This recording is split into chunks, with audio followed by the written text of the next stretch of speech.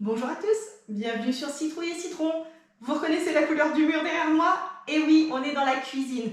Aujourd'hui, je vais vous partager une recette adaptée d'une recette que j'avais découverte en Irlande quand j'avais travaillé dans une ferme auberge. C'est une très vieille recette classique de la cuisine anglo-saxonne.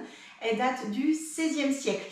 À l'époque, c'était tout simplement du groseille à maquereau. Vous savez, les grosses groseilles avec les extrémités qui piquent. Qui faisait un peu, je vais dire, mijoter dans du sucre et qui mélangeait ensuite dans une crème anglaise. Ça a donné toutes les déclinaisons des foules.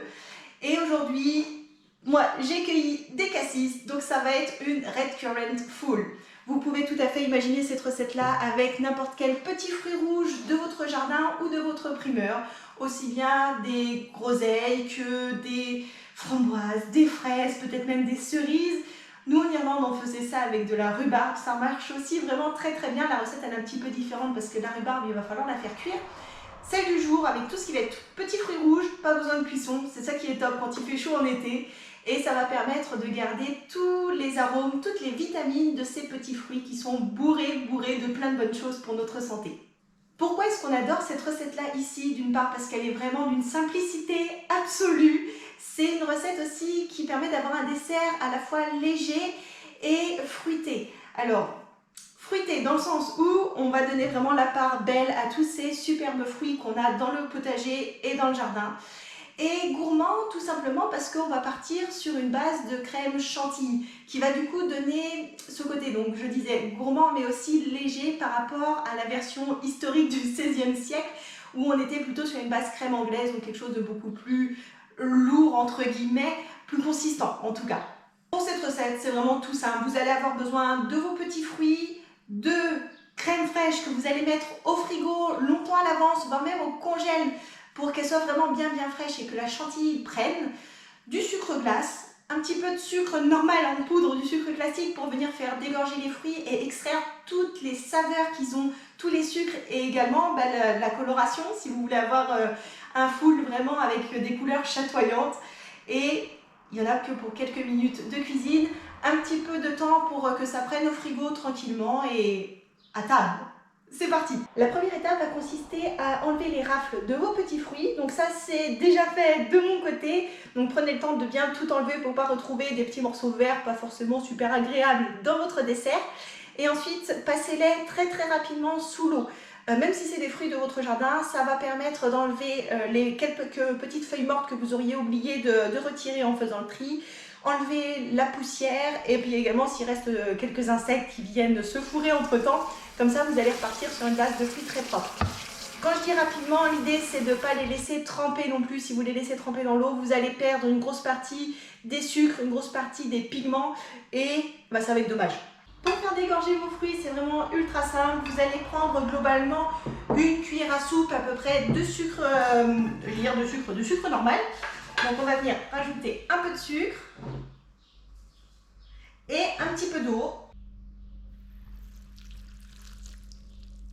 Un petit coup de touillette. Et on laisse reposer tout ça pendant 10 minutes, le temps de faire la chantilly. Pour préparer votre chantilly, c'est quelque chose qui est relativement simple, ne vous inquiétez pas. Il y a un secret à avoir en tête, c'est qu'on a besoin d'avoir une crème fraîche, très fraîche, voire très froide. De mon côté, c'est une crème que j'ai mis au frigo il y a déjà plus d'1 heure et qui vient de passer 10 minutes au congélateur. Ça, c'est le secret pour ne pas louper votre chantilly. Vous allez avoir besoin également de sucre glace pour la faire solidifier et puis aussi apporter quand même un petit côté gourmand à ce dessert-là parce qu'on reste gourmand, hein, ça reste un dessert. Donc un petit peu de sucre, ça fera pas de mal. On va la monter de façon assez solide, mais n'allez pas trop loin non plus, on ne veut pas du beurre, on veut juste une chantilly. En route! Quand votre chantilly commence à prendre, il est temps d'ajouter le sucre glace et de continuer à battre de façon à obtenir une crème qui se tient. Comme on va rajouter de l'humidité en mettant les fruits, la compote, la purée, ce que vous voulez là, les fruits qui sont en train de dégorger dans la chantilly, je vous conseille de monter votre chantilly de façon dense. Elle est prête une fois que lorsque vous enlevez votre batteur, en fait, il y a les trous, si vous voulez, qui restent, les vagues qui se tiennent dans votre saladier. Là, c'est que votre chantilly, elle est bonne. Moi, je vais la mettre au frigo le temps de faire la prochaine étape parce qu'il fait chaud et pour éviter qu'elle tombe. Si vous faites cette recette et qu'il fait frais chez vous, vous pouvez tout à fait la faire patienter votre chantilly. La dizaine de minutes là qu'il nous faut, vous pouvez la laisser patienter dehors. Pour cette deuxième étape de recette, on va venir écraser les petits fruits. Alors là, ça va dépendre de quel fruit est-ce que vous avez choisi. Soit vous pouvez tout à fait les écraser tout simplement avec une fourchette. Oui, je me demandais ce que c'était ça, une fourchette. Ou vous pouvez les mixer très rapidement. L'idée, c'est pas non plus de faire de la soupe, hein, c'est vraiment d'avoir une purée avec une consistance onctueuse. Mes fruits sont prêts, ils sont ici. Je vais ressortir donc la chantilly que j'avais mise au frigo. Et là, il va falloir travailler de façon très délicate pour ne pas faire retomber la chantilly. L'idée, ça va être d'incorporer avec une maryse très délicatement, petit à petit, votre purée de fruits au sein de la chantilly en mélangeant le moins possible. Mais quand même, il faut que ce soit homogène. Défi! Et voilà, c'est tout simplement ça, vous avez terminé. Il n'y a plus qu'à mettre 1 heure à peu près au frigo, le temps que ça refroidisse une nouvelle fois et que ça prenne encore un petit peu plus. C'est un dessert vraiment très simple, comme vous avez pu le constater.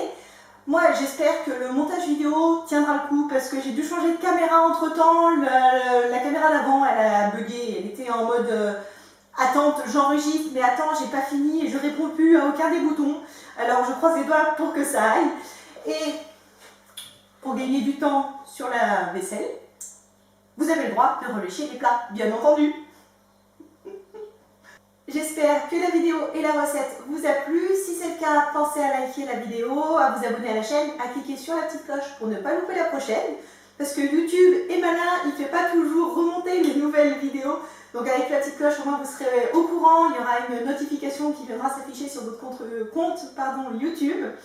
Et moi, dans tous les cas, je vous mettrai dès que possible la recette sur le blog pour que vous l'ayez sous le coude tout au long de l'année. Mais surtout avec des fruits d'été, c'est ce qui est encore de meilleur. A très bientôt sur Citrouille et Citron.